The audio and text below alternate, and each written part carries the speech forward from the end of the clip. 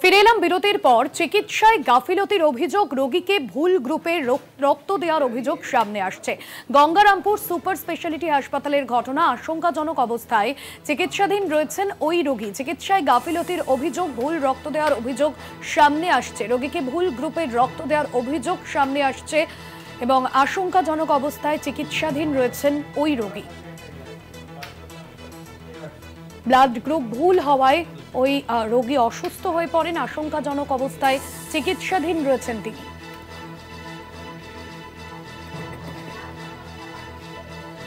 চিকিৎসায় গাফিলতির অভিযোগ উঠেছে, ভুল ব্লাড গ্রুপের রক্ত দেওয়ার অভিযোগ এক রোগীকে। রোগীকে ভুল গ্রুপের রক্ত দেওয়ার অভিযোগ উঠছে হাসপাতালের বিরুদ্ধে। গঙ্গারামপুরের ঘটনা, চিকিৎসায় গাফিলতির অভিযোগ উঠছে।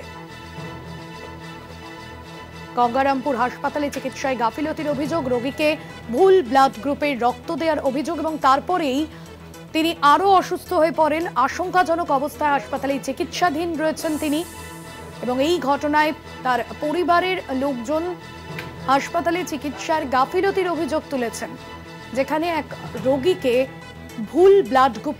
ভুল ব্লাড গ্রুপের রক্ত দেওয়া হয়েছে এমনটাই অভিযোগ সামনে আসছে এবং তার জেরেই অসুস্থ হয়ে পড়েন তিনি, গুরুতরভাবে অসুস্থ হয়ে পড়েন এবং আশঙ্কাজনক অবস্থায় হাসপাতালে চিকিৎসাধীন রয়েছেন ওই ব্যক্তি।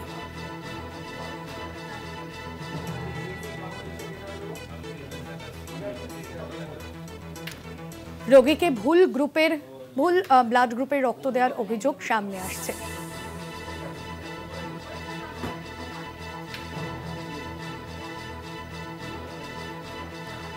পীযূষ সরকার রয়েছেন ফোন লাইনে।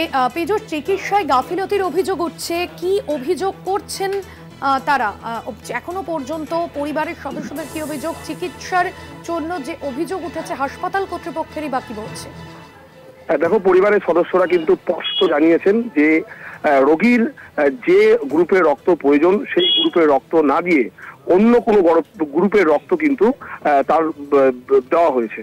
আর ঠিক সেই কারণের জন্যই রোগীর শারীরিক পরিস্থিতির অবনতি হয় এবং শারীরিক পরিস্থিতির অবনতি হওয়ার ফলে রোগী কিন্তু প্রায় মৃত্যু শয্যায় লড়ছেন।